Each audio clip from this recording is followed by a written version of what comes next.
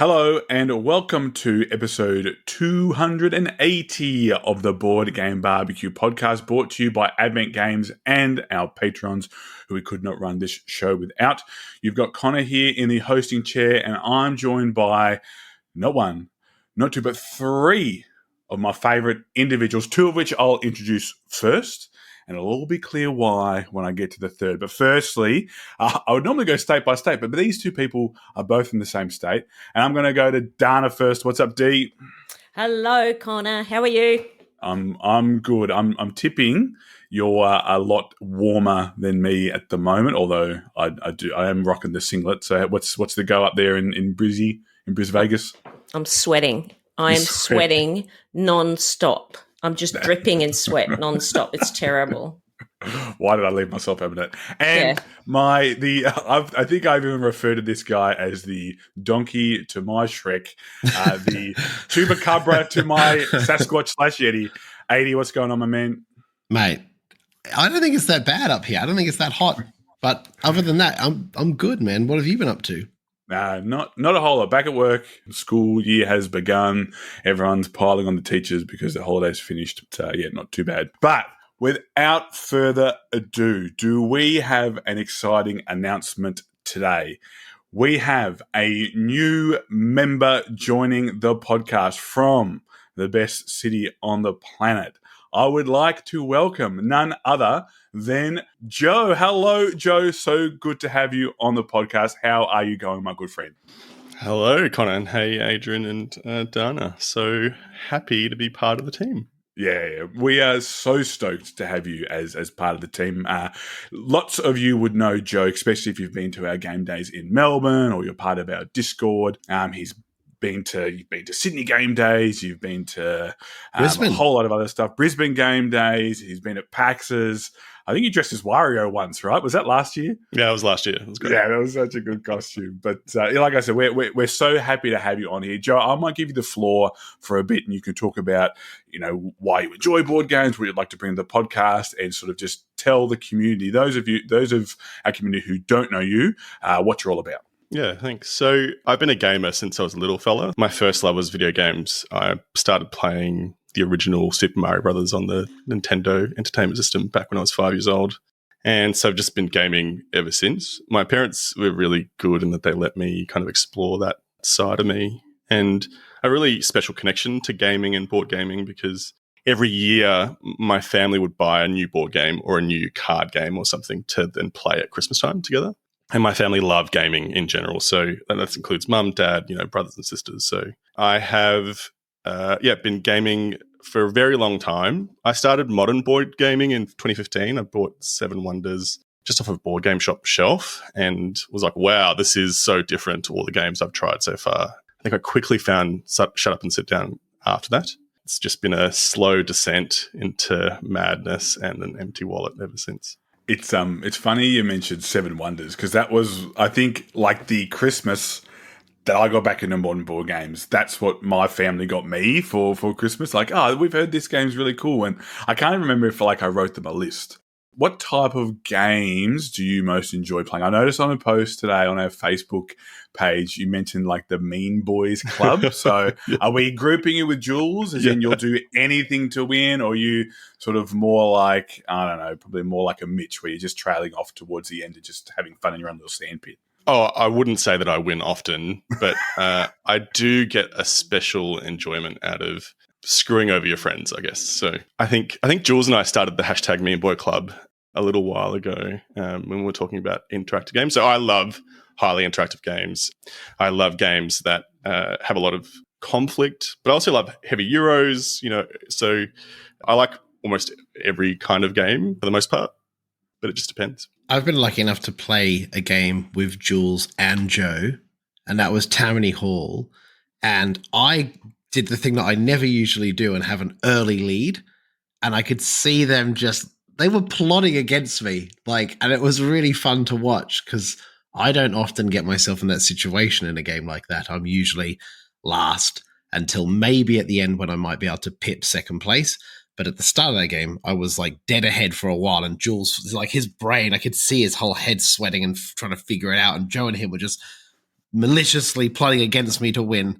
And it was great. It was good fun to watch. I even took a photo of them. I was like, look, I've got them on the back foot. This is brilliant.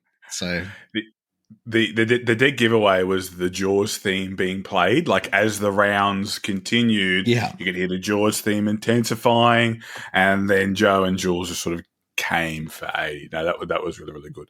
Yeah, well, like I said, Joe, we're super stoked to have you here. I've always enjoyed having a chat to you about heaps of different things.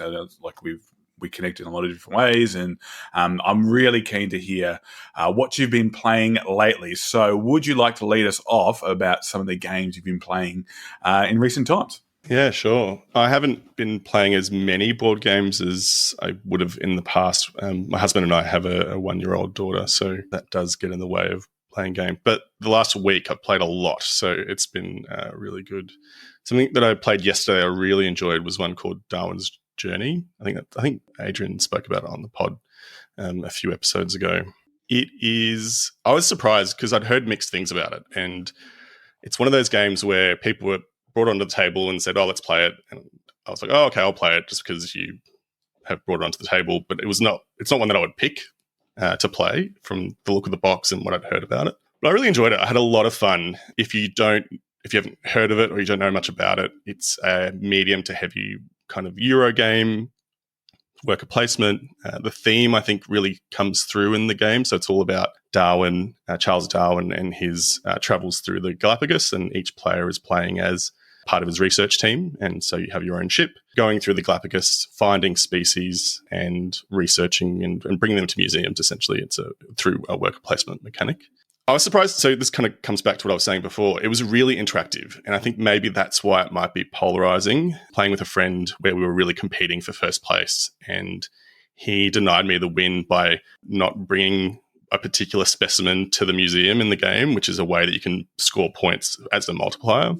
He denied me by not delivering that particular specimen. So it really reduced how many points I could score. So it made me really angry, and I was yelling at him, but in a fun way. Was it the Kickstarter version, Joe? Or was it just the Kickstarter? So has he got the Firelands expansion? He does. So we didn't play it because it was our first game of it. Yeah. But I'd love to play it with that expansion as well. I think that honestly elevates that game to such a higher level. I think you'd love it as well because there's a little bit more of that manipulation in it to really screw other players out of different things. And also, you tend to screw yourself out of a lot of stuff in it because you're taking actions to take further advancements, but you're going backwards on another track, which gives you more penalties. You might have to pay more coins to take actions, or you might have to use an extra worker or extra resources to do things. And I really love that aspect of the game because it just made it ridiculously tighter. Like it really pinched everything in, so you had to really be as resourceful as you could. And yeah, I really rate that expansion. And I was convinced, I was like, this must have been the base game. And they took it out and they toned it back to make it less complicated, just like what they did with Barrage. But apparently not. Apparently they made that expansion in 30 days on a request. And it is one of the best expansions I've played for just like a Euro game that just, comes with a Kickstarter, for example. And it's solid. It's really, really solid. And I really advise people that have got that Kickstarter game sitting at home and they haven't played that Firelands expansion to crack it out. It doesn't take that much overhead to introduce the game, but it does really elevate it. So, do you reckon if you haven't played it before to play it with the Firelands, like is that too much overhead? Yes, no? I mean, it depends. If you don't mind to be a little bit more patient and have a bit of a longer game and learn and play, and there's a lot to deal with the base game, but I feel that if you really enjoy it to be super tight and painfully grueling, that does help a lot. And we didn't add the expansion until like 5 or 6 games in, when we were fluid enough at the game to realize exactly where we were doing and what we wanted to do and what we were trying to achieve. There was still thinking space in the game, in the base game, but we found that just like any game, when you first play one of these sort of medium to heavyweight Euros, you find yourself sort of stuck. And you're like, I'm stuck. Oh, no, what am I doing? What does that action do again? And you're trying to figure it out. But once you've played it a few times, you get a bit of momentum and you can just kind of keep chugging along. Whereas that kind of manipulates that a bit and stops that from happening. And I found that really good. And that's why I feel that this game has a bit more longevity because of that Kickstarter campaign. So, yeah. And the Kickstarter is beautiful. So we played with the collector's edition. Beautiful, really nice components. Going from a game that I hadn't even considered playing to trying to figure out how I'm going to get it.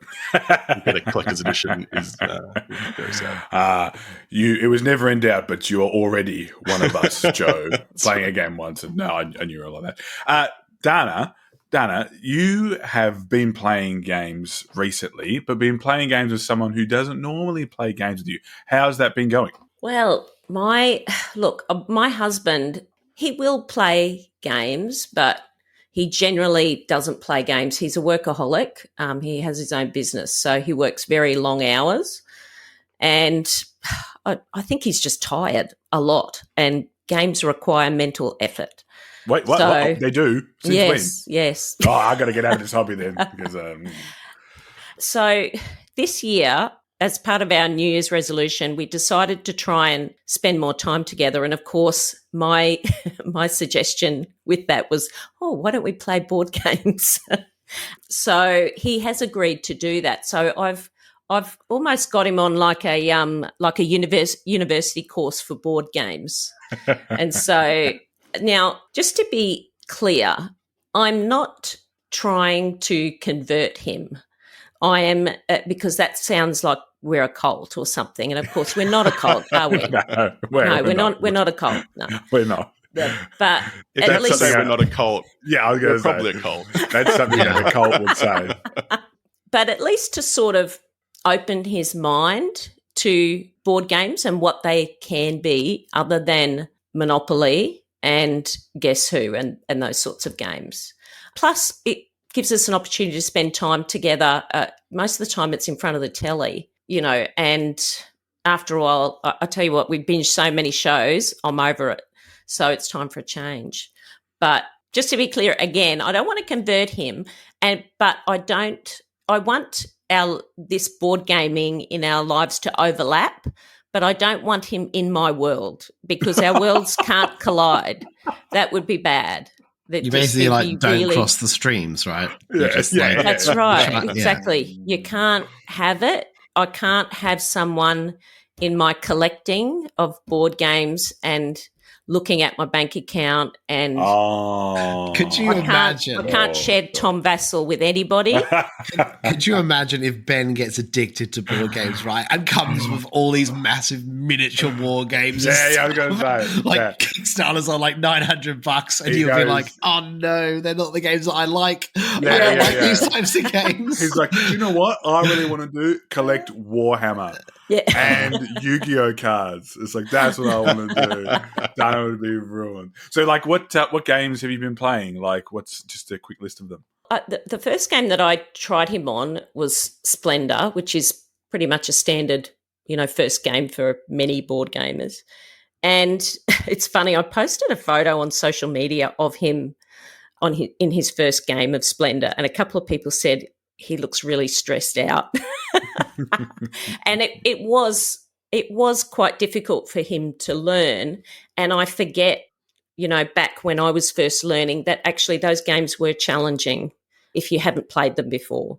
So it was pretty challenging for him to learn, but it was positive. It was very positive, and he actually really enjoyed it. And it's funny as well. I've also had other people come up to me, predominantly women, saying, can you just let me know how that goes and what you did?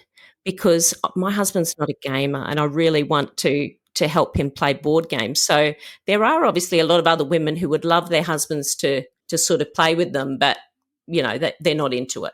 So and men, Dana. My husband's not a gamer at all. And that's right. Yeah. I've had a similar experience to you. He likes a game though, Joe, right? He does like one game. I remember you saying that. Yeah.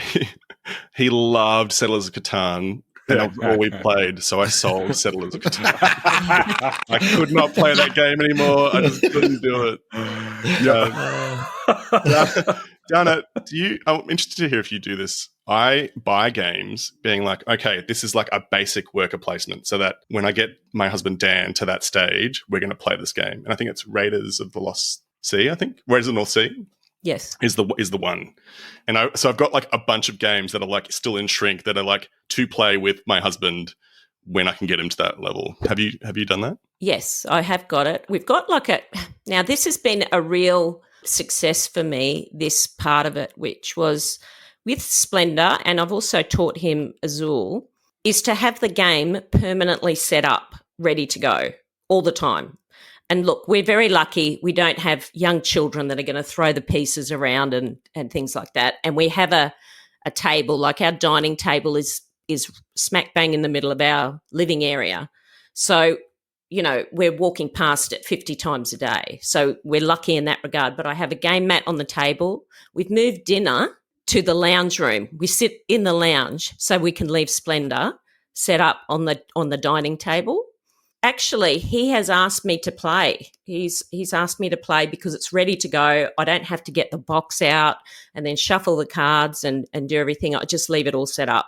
And that has actually worked really well. And actually, my kids have joined in a few times, which they never normally would. So I found that has been really successful, is just having the game set up, ready to go.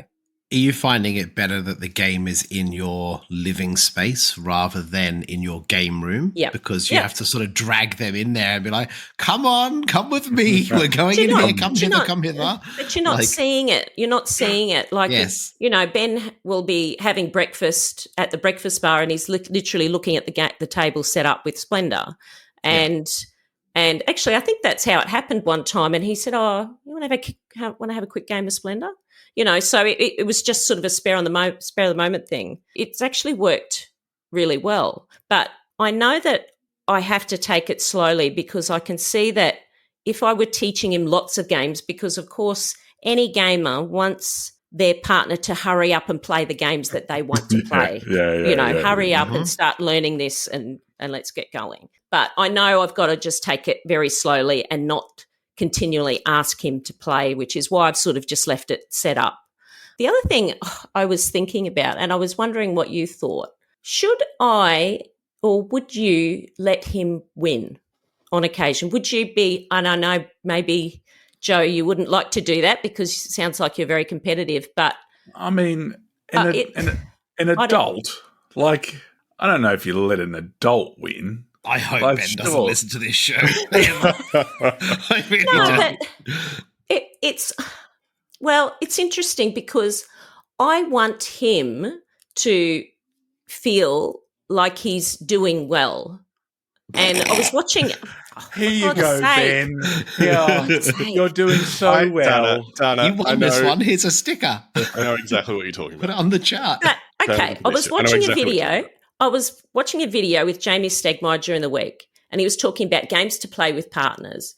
And he made a very good point, and he said, look, at the end of the day, yes, I might want to play Super Fantasy Brawl with, his partner, but at the same time, I want her to do well. Like, I want to see her do well in the game. And also, I've got to be mindful that I have a relationship to manage after the game's over. So I have to sort of, I do think about that because my husband, I've got to be honest with you, is a softie. Like, he loves animals and things like that. So he is a bit of a softie. I just think that Super Fantasy Brawl is a very different game. It's so, like, if you know the characters, you can just dominate anybody. Like, if you've played, I don't know, 50, 60, 70 games, whatever, you can just do incredibly well. Whereas a usual Euro puzzle, I feel that even though the mechanics allow for combos and things like that, I feel that everyone's on a little bit more of an even playing field than something like, say, Super Fantasy Brawl. But in saying that, I've let Finn win games in the past, and I'm not, I'm not putting Ben down. I know. Child. I know. I'm not pointing that out to you. You're his Conor, father. have you not let your mother win a game? Like I've your never mum? I've never let mum win a game. Never. Never. She's never been in the position to win the game. Like, if it was like, if I didn't do this move, the whole point of letting them win is to perform badly so that they feel like they're doing well. I would have to sit on my hands for Mum to be in the position to win. I'm just putting out. No, that's not true. She actually won. What did we play? Snap. And when we played, not Snap. No, when we played Lost Ruins of Arnak, she won. And it wasn't even like, well, let Mum win. She won it off her own bat. So, no, and I don't know. I just think, like, they're an adult and they've chosen to play. Like, maybe if they look like they're having a really bad time, I would let them win. I would never like lose the game on purpose, but there have been turns when I've played with my husband where I won't do necessarily the optimal move in that particular situation because you don't want to obliterate them either. Yes, I don't want to annihilate him. Otherwise, he's not going to want to play. You know, the solution I found is that I play games that I'm bad at with Dan, and I'm really bad at spatial reasoning and drawing things and having like a logical, like pipeline is like my nightmare game because I cannot pre-think those routes in my head, whereas my husband's really good at that sort of stuff. So Railroad Inc., Azul, he beats me at regularly, and so we'll play those and he'll play those with me. So that's playing things that I'm bad at has been the way to get him to play because he also wants to win is the problem. Yeah, so for me, I don't mind if I win or lose. So I don't mind getting obliterated as long as I enjoyed the experience of the actual game and the puzzle. But I do think that for some people, that is quite important for like, maybe not their first game, but if you've just won 6 in a row, you know, maybe they just like, it might turn them off that game. They might just be like, I just don't get it. It's just not for me. And then they want to move on to something else. I don't know. I think it's just a balance for me. But the question came up recently when I was with a friend and we were talking about, well, should I let him win? And I haven't to date, but I wanted to pose the question. How many games have you played of Splendor? We've probably played about 10 times. And actually, he just started beating me, which was really good. I didn't have to let him win.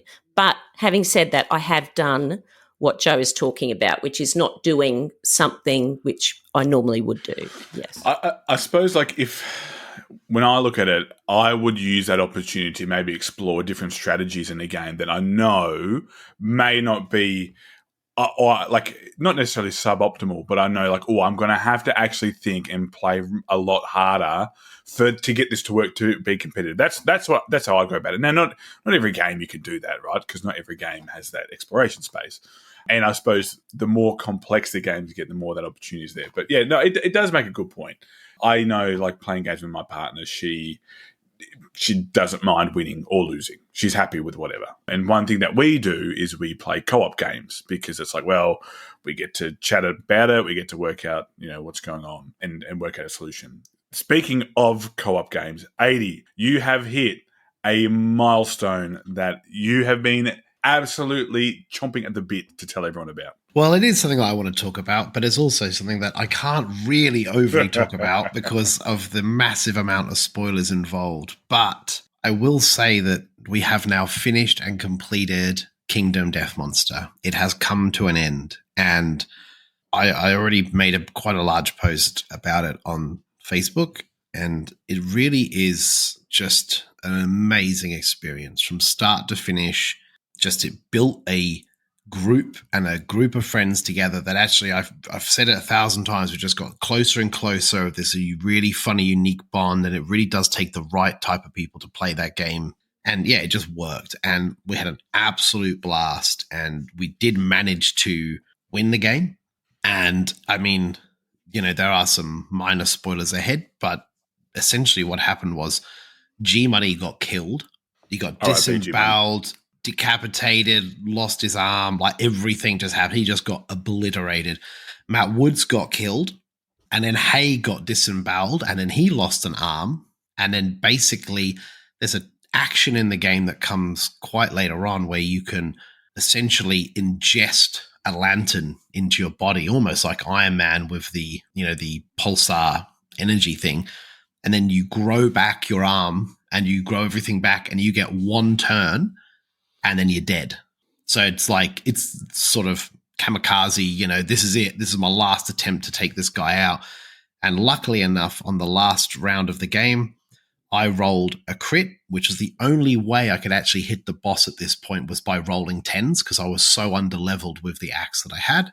And then I managed to get a crit, which took off enough health so that when Hay came in and ingested the lantern and wielded his epic daggers, dual wield daggers, and took out the boss, we managed to took him out, and it was amazing. And it was very cinematic. Like, I could see that in like an anime, just like me on the back foot smashing down the boss, then him just ingesting the lantern, kind of like Iron Man at the end of Endgame. Do you know what I mean? When he says, "I'm Iron Man," does the snap. Like, it's kind of that feel, and it gave those vibes. It gave the most cinematic ending to an epic saga that I've ever felt. And I don't think it's just like Endgame. I don't think it'll happen again.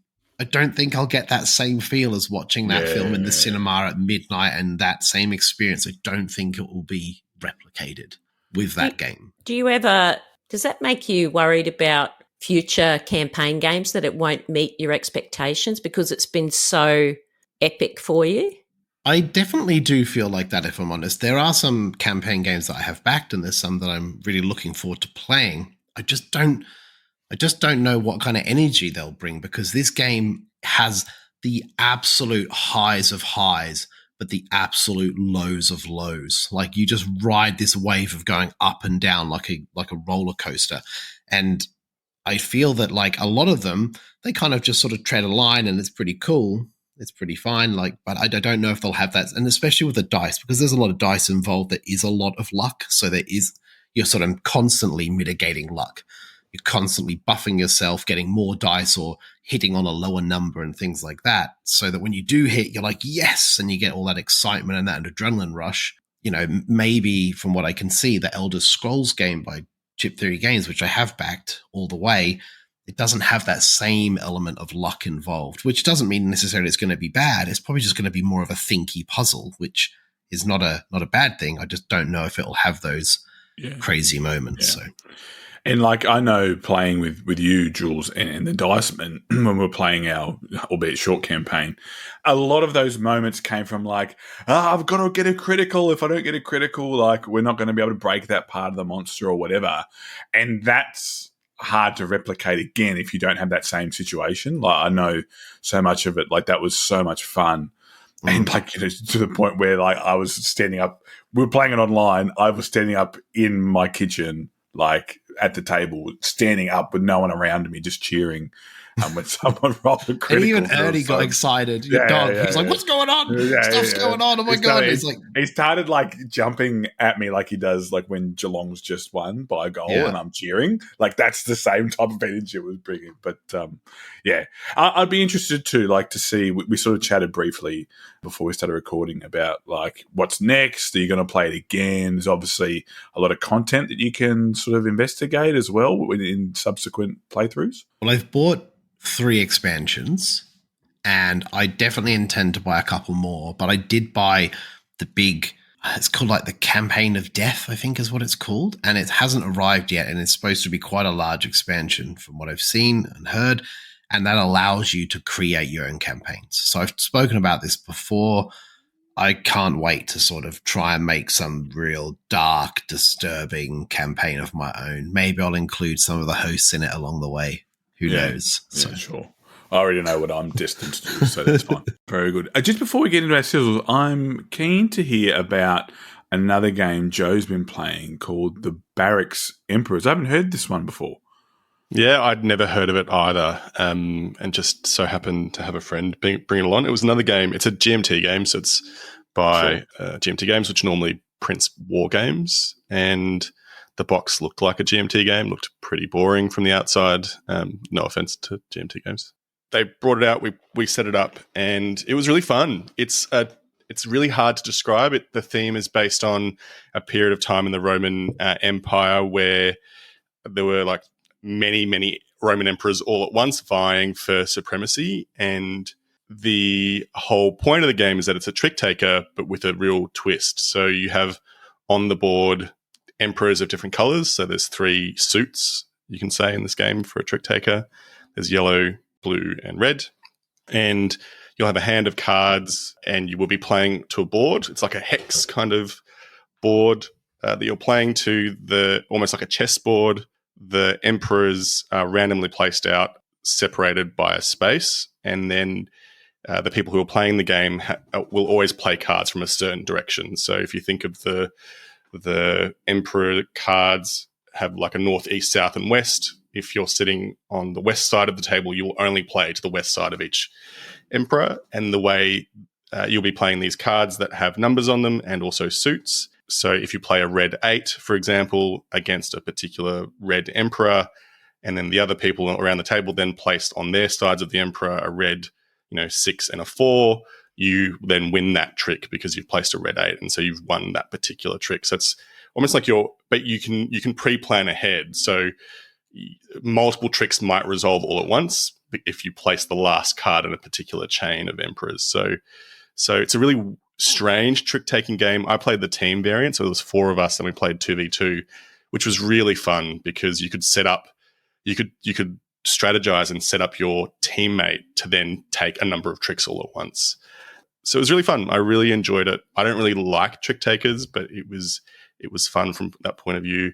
The other twist in the game is that the cards that you pick up from a market that have the numbers and the suits on them also have their own special powers, and they manipulate the boards in ways. So they'll let you move cards between different spaces. They'll let you remove emperors. They'll let you manipulate the board in ways that are surprising to the enemy and lets you kind of surprise people and get that gotcha moment. I really enjoyed it. It was really fun. Do you think we're in like the golden age of trick taking? Yeah, trick takers and ladder climbers and all that stuff. Yeah. Yeah. I mean, it just seems like everyone's got one, or there's a version of it, or something like, yeah. I don't know how you can keep coming up with new ideas with such a simple mechanism, but people seem to be doing it. But what disappoints me the most about this situation is it's making Mitch really happy. So it's like, stop making Mitch happy. I like it better when he's grumpy. The thing I don't love about trick takers is if people have grown up playing trick takers with their family, there's this language which I didn't. There's this language that you understand, and so if other people around the table have played, you're just kind of left in the dust, and it's not very fun from that point of view. Which is why I like trick takers with a twist. So this game was really interesting because you're playing to a board, and the way that you win tricks is really different. I really love Inside Job as well because it has that kind of social deduction element. So yeah. If you're looking for a new board game, you need to check out adventgames.com.au. They have a great range of games, including pre-orders and hot new games. Anything you could be looking for will be there at Advent. Dean provides excellent customer service that is second to none, and is always keen to support the Australian board game community through events, game days, and even through sponsoring a podcast. So head over to adventgames.com.au today. That's adventgames.com.au. Cool. Well, we might head over to Dana. And Dana, your sizzle today actually seems pretty cool. Actually, I'm keen to hear more about it. In previous episodes, I've been talking about my admiration for Vladimir Suchý. So this is another game by him, and it's published by Delicious Games. And actually, this one was pretty hard to get, and I managed to find a ding and dent copy at Advent Games, fortunately. And I'm so glad that I did. So this game, it's a Euro, of course, and it's wonderful players, and you're representing nations on a planet that's dying from the sun. And so everyone needs to be evacuated to another planet. And that means population, factories, everything needs to go. So you start on the board with an old world that has little settlements on it, and then you have a new world that has nothing on it. And the game board is actually, I don't know if you've seen it or not, or seen pictures of it, but it's actually really eye-catching. It has 2 large planets, and they're covered in like settlement hexes. And one's the old world, and as I said, one's the new world. And then there's this really cool sort of wavy track. It's a progress track going around and in between both worlds. And it's really striking, which is what drew me to it in the first place until I realised it was by Vladimir Suchý. So over the course of 4 rounds, and I don't think I can explain this game well in the time that we have. There is actually a lot going on in this game. Surprisingly, I thought it would be another Praga, it would be another Underwater Cities or Messina or whatever, and it's not that at all. And so over the course of 4 rounds, you basically need to tear down your pre-existing economy in the old world and rebuild it in the new world before it's too late. You're basically almost on like a timer. And so at the very start of the game, all of your population and factories in the old world are still producing resources for you. They're still there. As I said, time is running out. And so just leaving everything in place in the old world is not going to work because they're going to be destroyed. And so your game at the end of the game, you're actually measured on your lowest production, your lowest resource production. There's 3 resources in the game: energy, plants, and steel. And you're measured on the lowest of this. So you have to try and get these over to the other planet. How do you do that? Well, you have to take actions to either get those resources to the other planet by shipping them in ships, by transporting them in ships, which only happens 4 times in the game. And that and 4 times, I mean, once going from the old world to the new world, then it takes another round to go back, and then you do it again. So in actual fact, you're almost, unless you've got ships which cost money, which are very expensive and cost a lot of resources, unless you've got them on both sides and have them passing each other in the transportation phase, it's really hard. It's really hard to get them into the new world and settle them. I was talking about this game. When I say it's hard, it is super tight. Like I'm trying to think of a game that's really tight. And I know I've mentioned this before, like in Distilled, for example, it's really hard to get money. But this is really tight. It's the tightest game that I can think of that I've played for a long time. Resources, if you could just have one more energy cube, it can change your game, sort of thing. It's so tight to get resources. And on top of this, you've got these goals, these set goals, which are always there in every game. And you must have a certain amount of, they're called stadiums, which sort of represent entertainment stadiums in the new world. You must have them in the new world. Otherwise, you get negative points during the game. You start accruing negative points. You must feed people with limited resources, and you must feed them. Otherwise, you take negative points. And this is during the game, not at the end of the game. This is during the game. If you don't meet a certain resource production and have these stadiums, and you actually can't win the game at the end of the game. And this is there's 2 modes. There's a race mode and a points mode. They suggest in the rule book to play with the race mode. I wouldn't do that. I don't think it's a very good mode, because I did play it in 4-player in this race mode, and it was it was so hard. It was so hard to meet the expectations that they had set. It was really difficult, and actually only 1 person out of the 4 was able to win the game. The rest of us, half of us ended up in negative numbers, and it was a bit disastrous. So I wouldn't recommend that. And from other reviews that I've seen, they also recommend not to play it that way.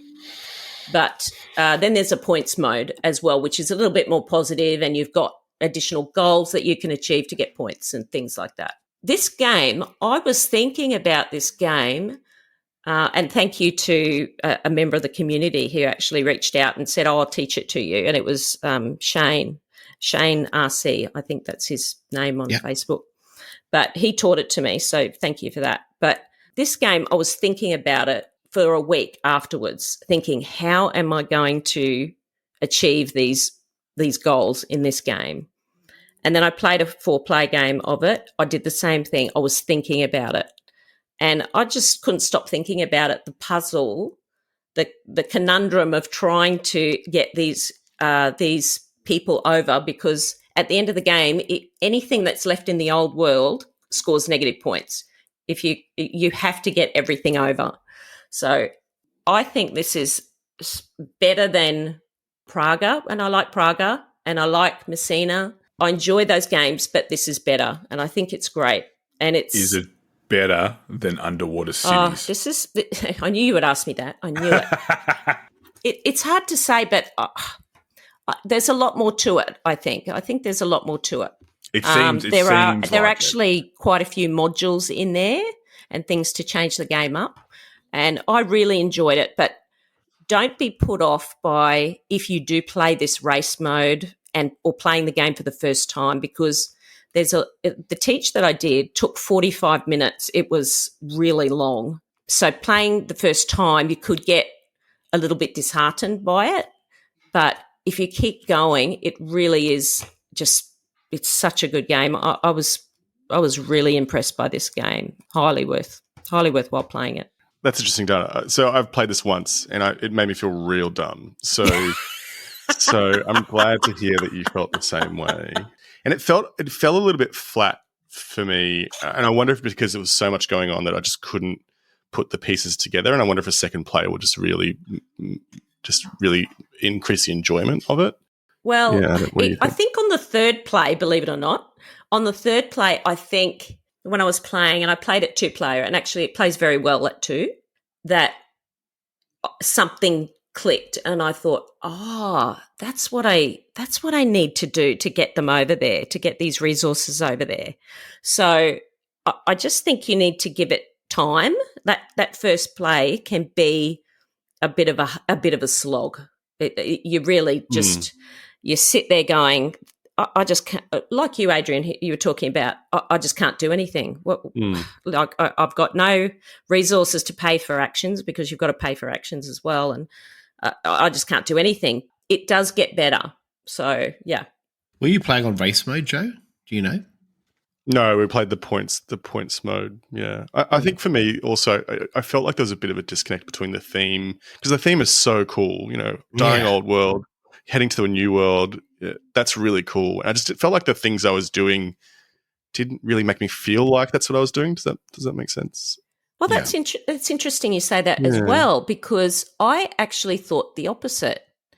I don't know whether you're specifically talking about race mode, but I thought it was great how you were taking your people and you place them on a ship and take them over to the new world. And, of course, that means in the income round, in the next round, well, they're not producing the same amount of resources for you because they're not there anymore. How the progress track, that wavy line that I was telling you about, it kind of represents your progress. And if you don't get going, you are not going to be able to settle in the best parts of the world. And I think you can't sort of hang around waiting for the old world to keep producing your resource. You just got to go and give it your best shot. And I actually thought the theme came through very well, actually. So, yeah. Yeah, look, I didn't hate it. I would play it again. It's just, I think maybe I felt real dumb. I couldn't wrap my head around that game. Did anybody sing A Whole New World when the spaceship was going to the other world? Oh my God, I should have. No, you shouldn't. Nor should you sing it now. Oh, I'm so disappointed I didn't. I should have done it. But anyway, I would love to teach it to you, Conor, actually, when you come to Brisbane. Because I think more news on that later. Yeah. Oh, was I not supposed to say anything? Was it a secret? No, it was not a secret at all. Oh, okay. He's on witness protection. You've blown his cover. I don't actually live in Warrnambool. I live in but the kebab house on a Friday night will take a dive in its stocks. So sales. Oh, yeah. Load There's up probably those going to be groupies there, Conor. Groupies. I don't think. I've never been more certain in anything in my life than there's no groupies. Let's get back on track. So that was Evacuation by Vladimir Suchý. Joe, talk about a change of tact. Your very first sizzle on the show. How exciting. Yay. Is not about leaving Earth. It's about something else. It's about Wandering Towers. Yeah, I love it. Yeah, so this was I was surprised how much I liked this game. I bought it because it looked really cool in the photos, and then playing it was just a blast. So it's a short 30-minute game. It scales really well to higher player counts. It's all about you're playing as wizards or mages who are trying to get to a particular tower. I think it's the Raven's Guard Tower or something. So you're trying to get to this tower, and you do that by using spells to move different tower components. So in the game, you've got these cardboard towers that are 3D that you can pick up and then manipulate and put on top of each other. And they'll have wizards, your wizards and other players' wizards on top of them. And you manipulate the board either by moving wizards around or by moving the towers around with the wizards on them. And the way that you do that is you've got cards in a hand. You're playing cards that let you either move towers or wizards. And so there's a bit of randomness, a bit of luck to it. But I think the fun of the game is that it just feels it feels silly in a fun way. You are trying to kind of block or cover over your opponent's wizards by moving the towers, while at the same time trying to figure out how you're going to get your wizards in this particular location at the end. Yeah, so really enjoyed it.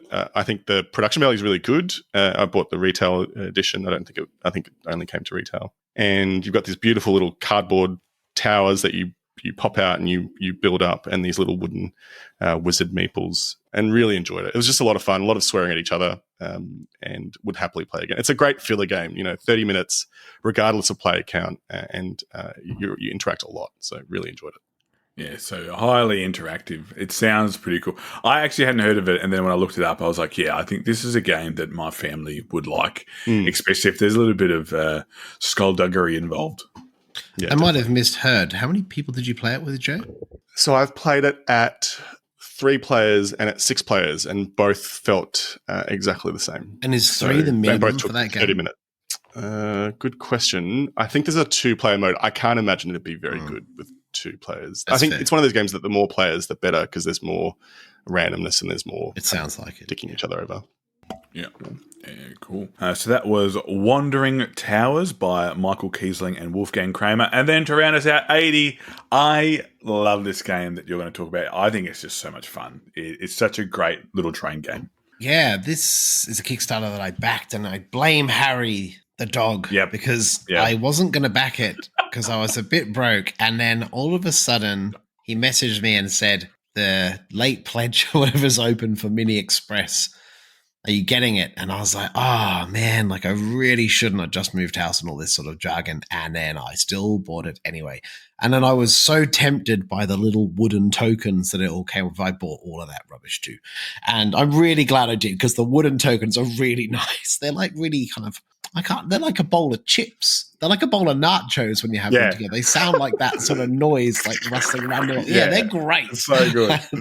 And basically, I think that this game has actually been talked about twice on the podcast before, back on episode 176 and 114. And I believe both times by Def, but it could have been me. I don't remember.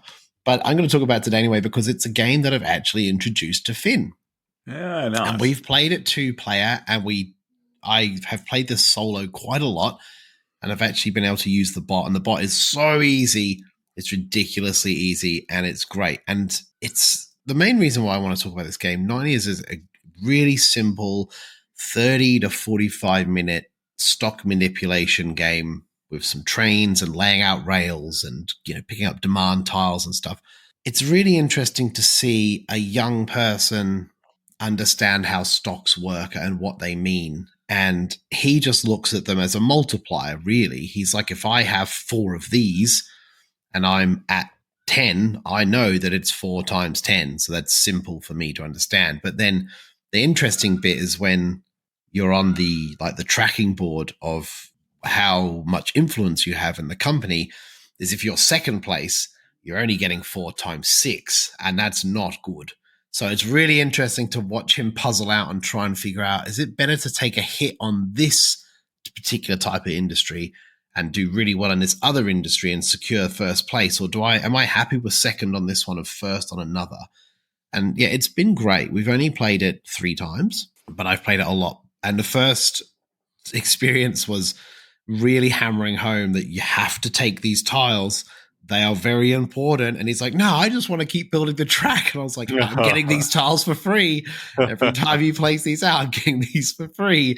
And it's just timesing my score by a bigger number. And yeah, he didn't do very well in the first game. But then he didn't want to lose, and we played again back to back, and he did a lot better that time. And he could figure out when it was best to take those. He didn't want to take those certificates when they were too expensive. So yeah, it was interesting. But I'll start from the start. That was mainly our experience with the game. But how the game actually works is essentially you have a map of America. This is the American map that we're playing on. I didn't want to introduce him to the expansion stuff quite yet. You have these 4 different industries. You've got lumber, steel, pelt, and cotton. And those 4 industries all start on the east coast of America, and you build out from those industry hubs to wherever you want. There are little cities all dotted around the map with different numbers on them, ranging from 1 to 3.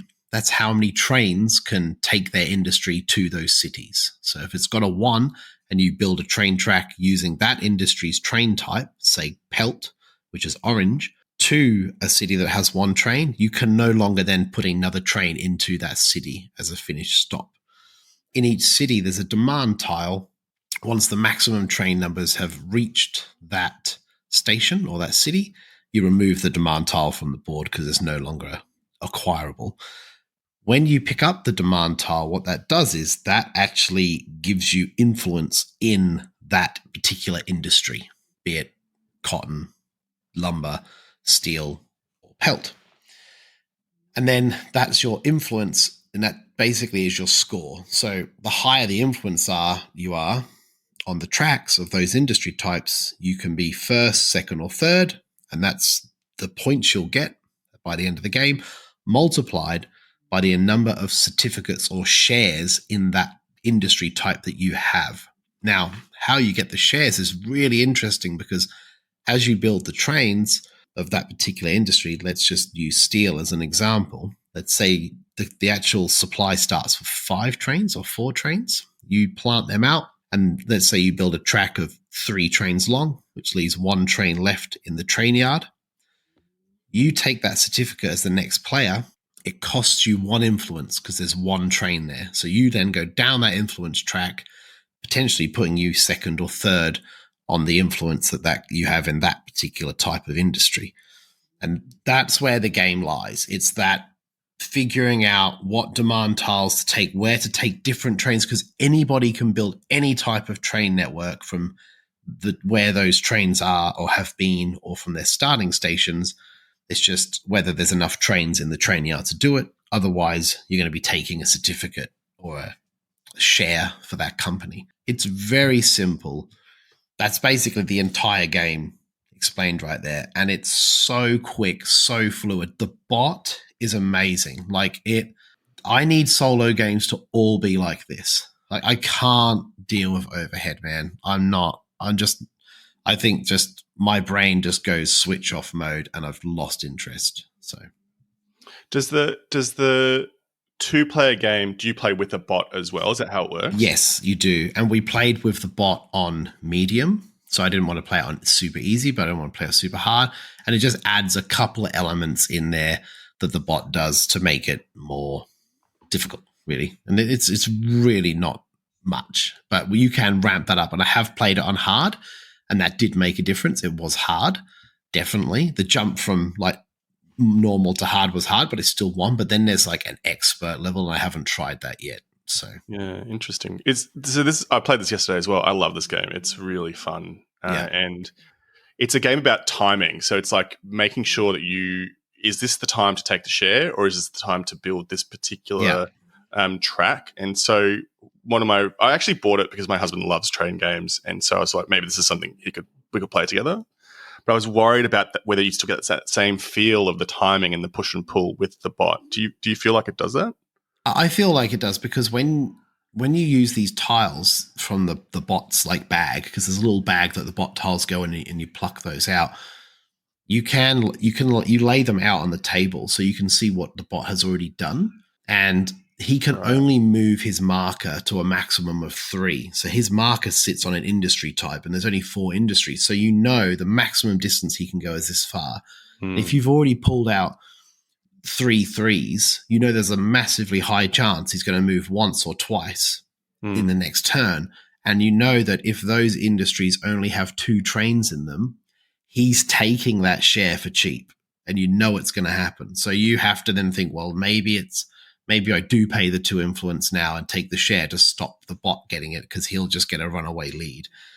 Yeah, it's good. I think it's great. And Finn didn't mind doing the bot either. Like I did he'd pluck them out the bag and say he moves 2 and the station marker moves 3, because on the actual solo option, what it does is it says that you move the marker on to the next numbered station, because each station, Joe, if you look, and I have to say, you need a magnifying glass to see it, but there's a little number in there, and he starts at number 1 and then he goes to 2, and it's doing a vertical line going down, and it just slowly moving further to the west. There's an end game trigger in the, I think, normal or hard mode that gets introduced, where if he gets to the end of the tracks, the game instantly ends. So he can get to the very end and it triggers the end of the game. But where that marker moves to is basically the direction that he wants to try and build track to, or it wants to try and build track to. Yeah, it was great. Super simple, super fluid. It's not clunky at all. I mean, if I played it and enjoyed it, and I played it I think I played it 5 times solo, and then I've played it 3 or 4 times 3-player with 2-player, using the bot as the third. And also played it with Haig and Matt the other night. And it's really good being like the person before the other person and watching them go, if I lay track, you're just going to get a cheap share. I'm not doing that. And then just them having to figure out and he's like, well, I might as well do it because that's the best move for me right now. So they do it, and then someone else gets a free share. And that's quite fun to see. I like that element. So I have 2 fond memories of this game. The first one is, I believe this was one of the games that we streamed, Adrian, yourself, me, Jeff, and Sarah. And that's exactly what was happening, is I was giving Sarah all these cheap shares because I just kept building track. And you and Jeff were like, what are you doing? Stop letting it win. Definitely yelling at you, dude. Yeah, I was why are you doing that? You're just giving him free stuff. Yeah. And I was like, but I need to build track. I have to build track to be able to move that. So that was really fun. And the second one was when we were at South by Southwest, Harry was setting this up to play with a couple of the other guys. I apologize, I can't remember who it was. And I think we were all leaving to go to record our live pod. And I was like, I kind of don't want to record the live pod. I just want to stay here and play Mid Express. It's only quick. It's only 45 minutes. You I should know, have smashed it out. I know we could have. Yeah, I would have been late. But yeah, I think that's a great. It is really good. And it's a nice sort of like intro to Cube Rails too. So that is Mini Express by Mark Gerrits. And that will round out our sizzles for today. So, like I just said before, Mini Express by Mark Gerrits, Wandering Towers by Michael Kiesling and Wolfgang Kramer, and Evacuation by none other than Vladimir Suchý. All right, rolling on to some news and announcements. A couple of game days coming up. The first one is March the 9th, the Melbourne Game Day at the Preston City Hall. We've got a Gumnut Games pop-up store, tables donated by Gameway Tables. They are always a hit and always fun to play games on. I can see Joe nodding away. And the team from Melbourne Executioners is back running D&D one-shots, so make sure you get in for that. And, of course, it's going to be Joe's first board game day as an official member of the Board Game BBQ. Joe, you complete us. Oh, yeah. You didn't notice, but I think Dana was doing her version of Jerry Maguire. I got it. Right. The next one, and this is what Dana was alluding to before, is the Brisbane Game Day, March 23rd at the Royal on the Park. More Than Meeple's pop-up store will be there, and the entire Board Game BBQ crew will be in attendance. Yes, the Yeti is leaving his cave and heading north, as is Joe, Dan, Jules, Lauren, and Mitch. We're all venturing up to Brisbane, Vegas for the weekend. I cannot wait. It's going to be super, super exciting. And it's going to be a nice kind of little, putting a bow on it, because it's 3 years since we hosted the very first one when we all started these game days. So that's pretty cool. Of course, we've got PlayCon coming up the 12th to the 14th of July at Hurstville in Sydney. Panels, trivia, Jackbox party, pack game night, merch. Patreon exclusive events, so make sure you get involved in that. Go to playcon.com to book your tickets and find all the information there. And finally, Oceania Month is back for the month of March, celebrating the industry in Australia, in New Zealand, and across the Pacific. Lots of guests coming onto the show. We're super excited. Some familiar names and some new. I cannot wait to talk to some of these guests. All right, now for last week's question of the pod. So some answers to what's the most unusual gaming experience you've had? Mine was probably playing something at Adrian's house when I was deathly ill and could hardly keep my eyes open. And Adrian's like, just one more game. We'll play one more game before you go to the airport. No, it wasn't that. But we've got some responses from the community. Adi, would you like to lead us off? Well, mine was that teach of So Clover on the airplane. Remember Yeah, that? of course. I taught that. Oh, but also, of course. and it was really bad. I don't know if I said this on the pod or not. I can't remember because my brain is terrible. But I had to lie to the lady because I gave her clues for desert, not dessert. And I had You did say it. You did. Yeah, did good. Well, I was very worried that I had not told anybody that. But yeah, that was really embarrassing. But oh well, that's okay. That was a very strange experience, and I probably will never do it again. Anyway, we have Brendan Humphreys who has reached out and said, teaching my bandmates Carcassonne in southwest France, right near Carcassonne itself, and them being non-board gamers, totally getting into it. It was awesome. Complete with French cuisine and wine and countryside, which probably helped. Yeah, that's fair. That's a fair call. Yep. And our French tour manager was a total gun at the game, and he loved it too. Now they just need to learn John Company for a future trip to India.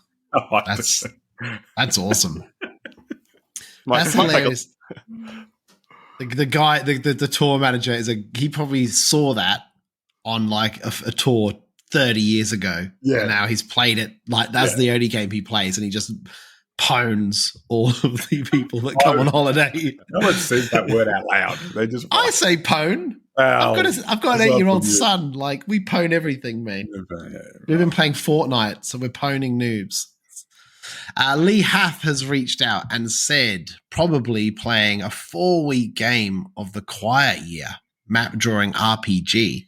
We ran a Star Trek theme, and a setting was the Borg cube. Oh, that's pretty cool. Imagine drawing it's awesome.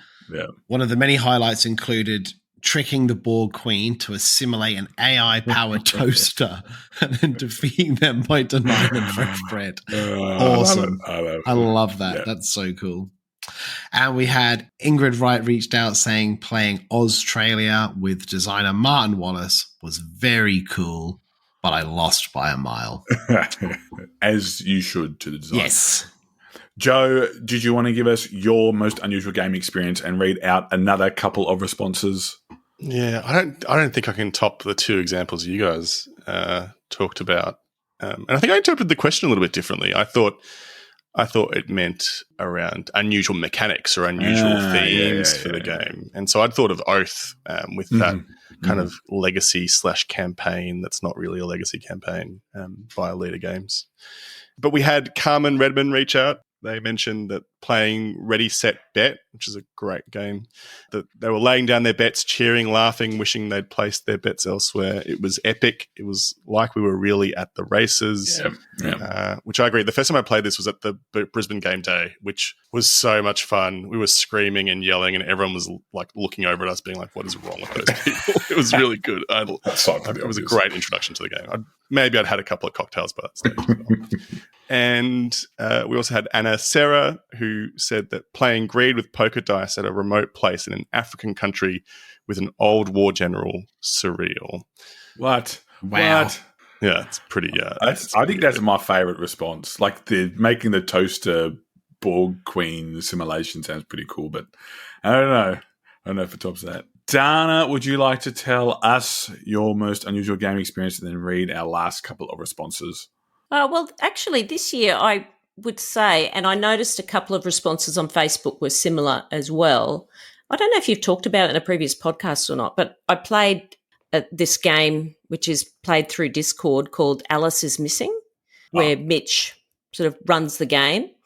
And it was so different. And this is the year of me playing different games that it just expanding my knowledge of games. But that was something that I never would ever play normally. But I jumped on the chance to play it. It was so good. It was really just an amazing experience to be able to play this game over Discord. And I don't want to say anything, of course, because other people might play it, but it was something completely different to what most people would ever even try. And I would highly recommend it if you're on Discord to give it a crack. It's really wonderful. We've all played it, I think, right? Have We've you? all played it now. Yeah. Connor, you've played it, right? Yeah, I played it with Dana the other night. Oh, yeah, that's and right. I played it with Joe. We Yeah. played it in a group. We should do a spoiler Patreon cast. Yeah. Ooh, that's a good idea. Yeah. Yeah, that would be good.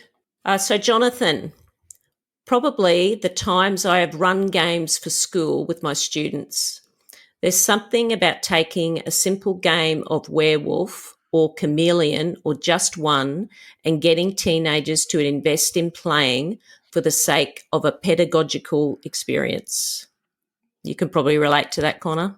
Yeah, I've given up trying to play board games with my students. Sorry. I'm that uncool teacher. I'll put it out. Jono's a far cooler teacher than me. I'm okay with that in my life. And Sub-Zero says, I think it can't top experience that I've had with Bang the Card Game, playing the Renegade.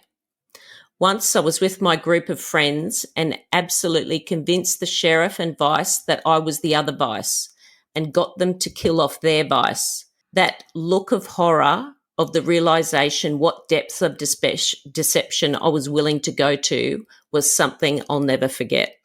I think like the social deduction games can have their knocks or whatever, but a lot of the times those, like you, Adrian, we always talk about like Bristol and those funny things that happen with Bristol, you know, like who was it? Joe, it wasn't you that Mitch pushed out of the cart, was it? Who was it? No, did Mitch get pushed out of the cart and they died of shock? Anyway, yeah, it's great. But Jonathan talking about running it with his students.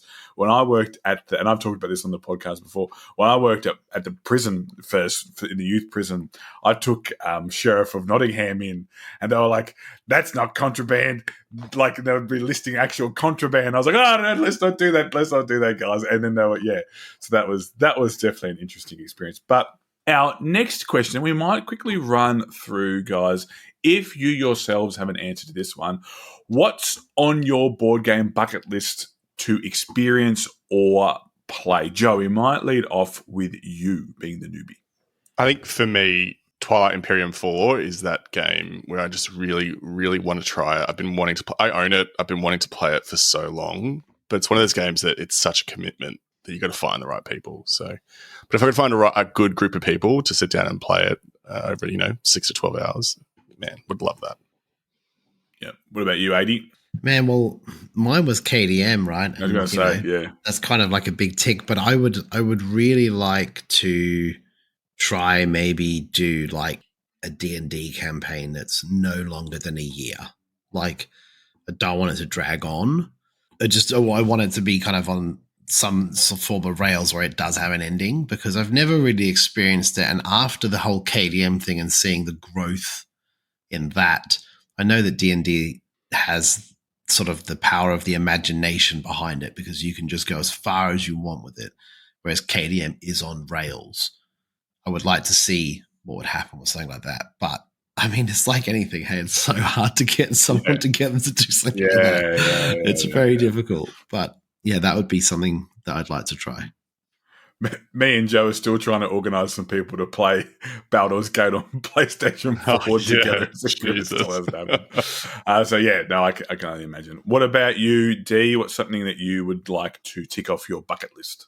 Well, mine are more about probably experiences than actual games to play with. So it would definitely involve Tom Vassell. I was going to say, is it strips? And a hat with some braces. Is it Strip Splendor with Tom Vassell? Can we not? Can we not, please? No, but seriously. I'd like to get some sleep tonight. No, but seriously, I will meet him one day. One day I'm going to meet him. No, because he's going to have a restraining order out on you. You won't be able to get within 20 feet. No, to meet Don Vassell, but no, I would love to go to one of the conventions, probably over in the United States, I think, where it's the level of gaming and the level of the amount of people that are there playing games. I have to try that one time, just once, just to stay in those hotels and it's just all night gaming. I just have to do it. I don't know whether it's a Dice Tower West or a cruise or Gen Con, whatever. I have to do some kind of overseas convention and gaming. I'm determined to do it. Yeah, that would be pretty cool, actually. Now that I think about it, I was going to change my answer, but I remember watching years ago on Shut Up and Sit Down, and they played a mega game. So the mega games are where they have like 50 Joes, not even like 50 plus people playing different roles.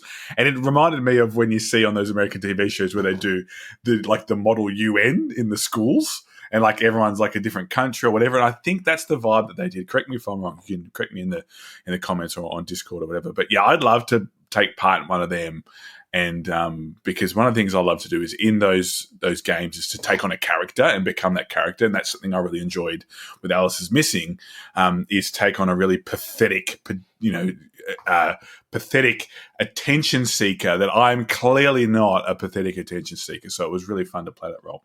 But as per usual, it's not what we think, it's what you guys think. So please reach out to us on Discord, on Facebook, on Instagram, and on Twitter or X, and we would love to hear from you. Of course, reaching out and being part of the community, it would be wrong of me not to thank a few of our patrons. So I would just like to thank David Karam, Drew Katzer, Dylan O'Dwyer, and Chris Ingold for their support through Patreon. We really, really, really do appreciate it. We could not run the show without you guys and do the great things that we enjoy to do. And of course, if you would like to support this podcast, you can always go to patreon.com/BoardGameBBQ, sign up and donate, get access to exclusive podcast episodes that we record just for you and different Patreon events.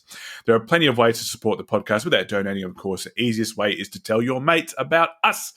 You can always go to Apple Podcasts and leave a star rating and review for us, or use Spotify's new star rating system. It only takes seconds of your time, but means the world to us. You can also get involved in our great Board Game Barbecue community by joining our Facebook community, following us on X, Instagram, or YouTube. And of course, there's our incredible Discord community where there's always conversations going on and games being played, conversations about a whole different other stuff. Me and my buddy Tom, we talked about the Six Nations rugby this morning. I could have just talked to him. I could have messaged him, but no, we did it on Discord because that's what everyone likes, right? And of course, all of the links are in the show notes. All right, now another first time, and that is going to be the oath. So Joe is getting ready. He's finding the strength in himself to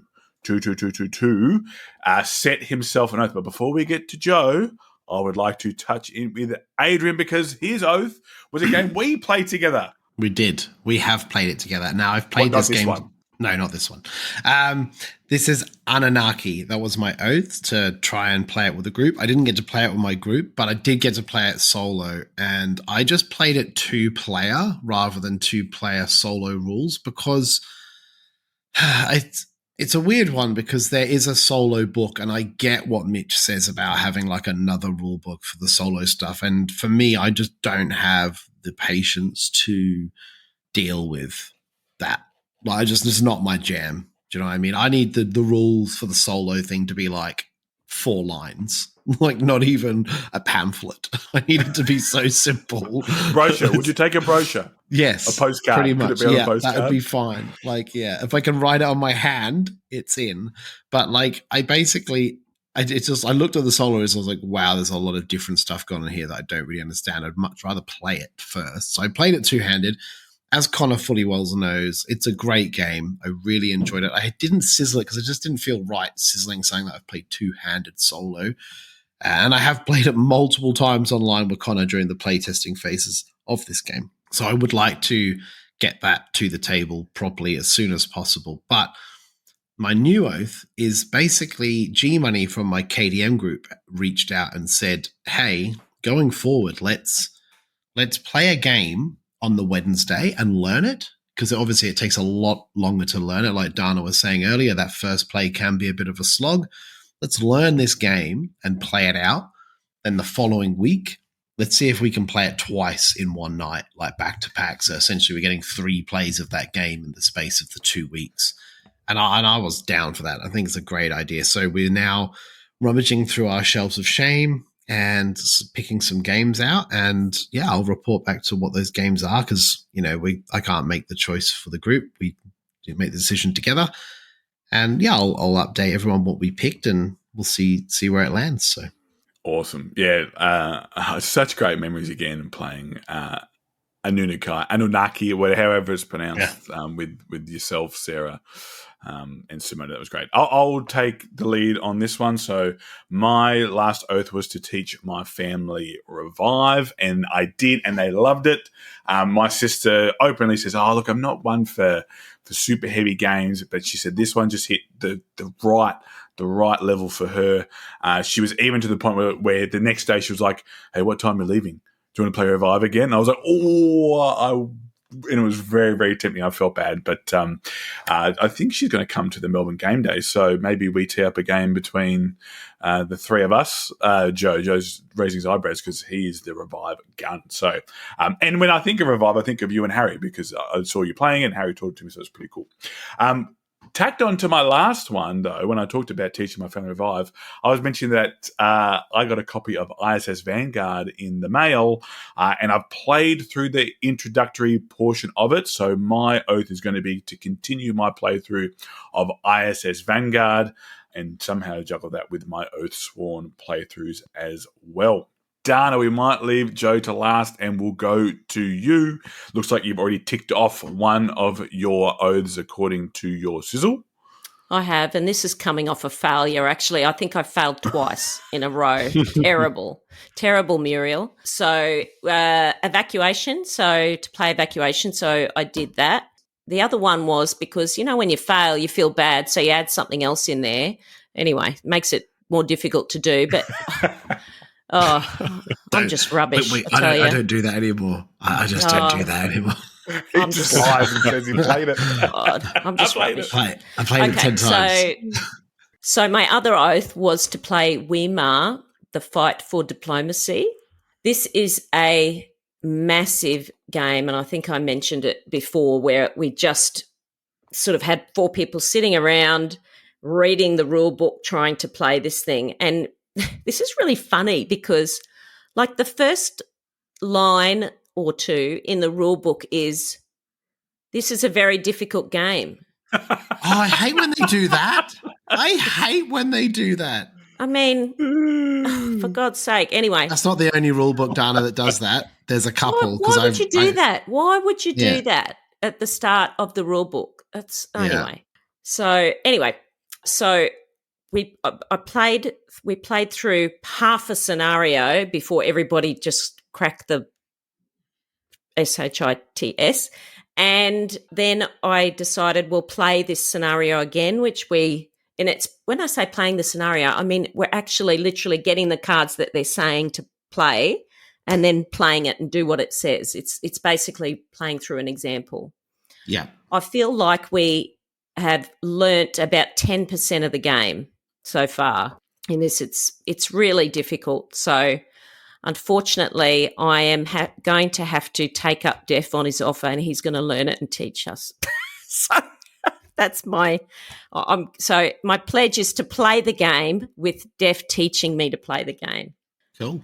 Yeah. So my new oath is, as well as playing that, I don't know what I'm doing. Why would I do that? But anyway, is to play Cloudspire, because I am trying to play different games, as you know. And so I think I mentioned in the last podcast that I wanted to pick a top 10 game from a Patreon's top 10 list. So this is Shane, who taught me Evacuation. This is in his top 10. So I am playing Cloudspire. A great option there, BT Dubs. Does it have any animals in it? Yeah. Oh. There's stuff. Nature-themed. Animals that kill each other. Yeah. There's birds. There's like killer birds. Yeah, that's it. Yeah. and like briar bears. Yeah, there's nature in there, I guess.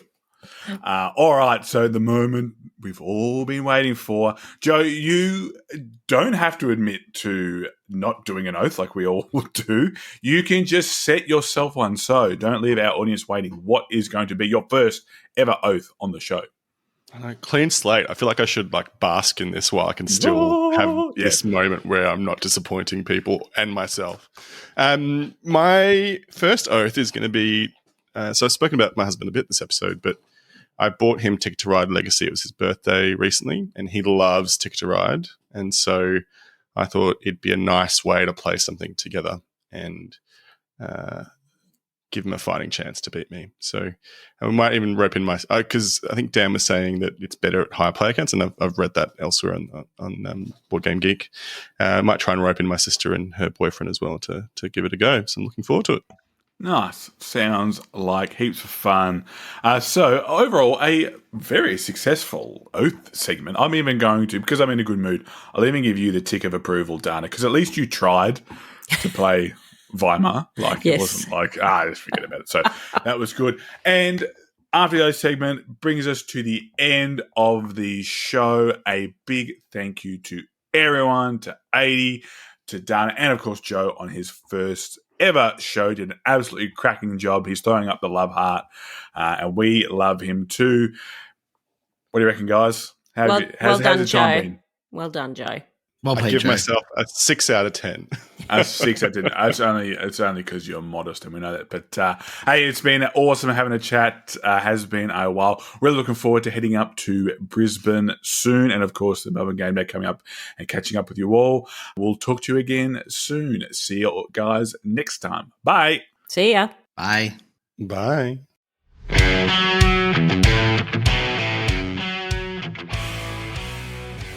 Weimar, the fight. Oh my God. The fight for democracy. Oh my God. Diplomacy. This is. Oh, excuse me. Oh, sorry. Cue the duck. Cue the duck. Stupid. Anyway. Well done, Joe. You did fantastic. You were great. Thank you.